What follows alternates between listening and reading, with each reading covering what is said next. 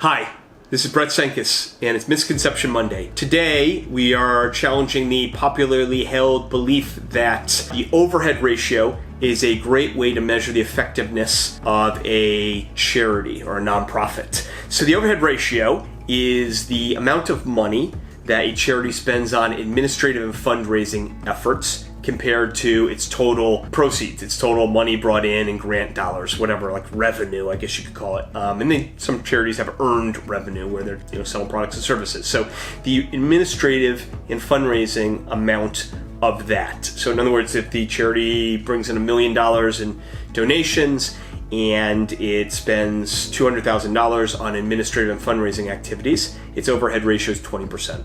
And you may hear often that 15% is the goal. So the myth is, that whole thing is a myth, and I guess I should stop a little bit short, and I shouldn't act like this is entirely factual.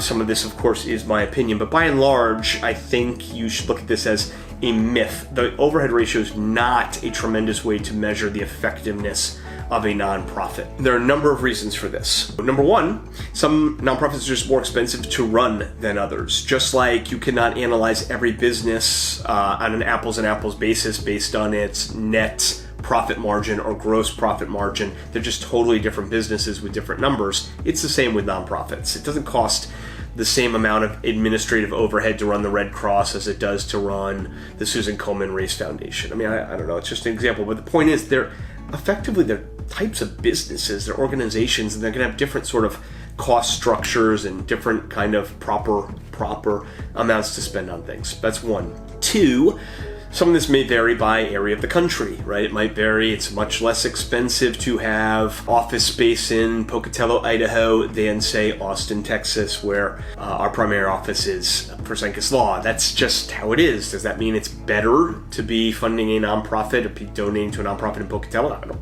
know, right? I mean, but that doesn't really, the cost of their office space, I mean, it might be that the best place to be from the standpoint of having the most impact on things. Let's say you're some sort of nonprofit that helps tech entrepreneurs.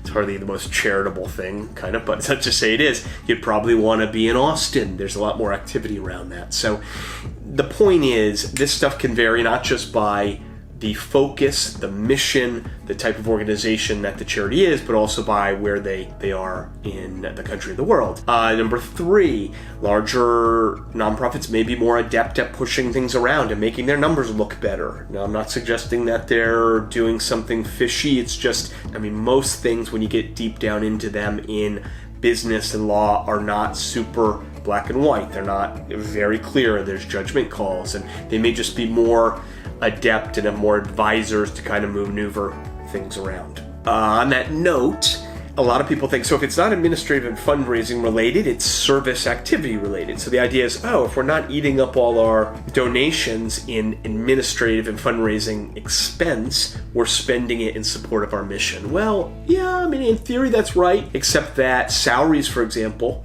most salaries paid to nonprofit executives are allocated towards the service activity. It depends on what they're doing and how they decide this, but that's not always administrative and fundraising expense. Now I can do a whole Misconception Monday about the salaries that go to nonprofit executives. I think there's sometimes people get very up in arms about that, and I don't think that they should. But the point being, some things in the service activity category you would generally kind of think of as administrative in nature.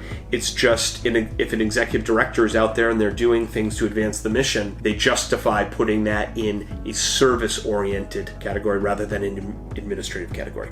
So fundamentally, how much an organization spends on administrative and fundraising, it's just not really clearly correlated to success in their mission. In fact, sometimes it might be an indicator of the opposite, which is it's a very underperforming organization that isn't spending the way it should. Nonprofits, they still need to make an impact. They still need to spend a little money on their messaging and their brand and their outreach and all these things. So sometimes if you've got an organization that's spending hardly anything on that stuff, not doing very well at growing and making a better impact. So if you really want to understand what a nonprofit does, this is a very rudimentary measure, and you're much better off getting in, taking a look at their Form 990, which is their tax return, and understanding how they're spending money and what they're doing. You could ask them, how do you measure success? What are your goals? How do you know you're having a good impact, right? That would be helpful.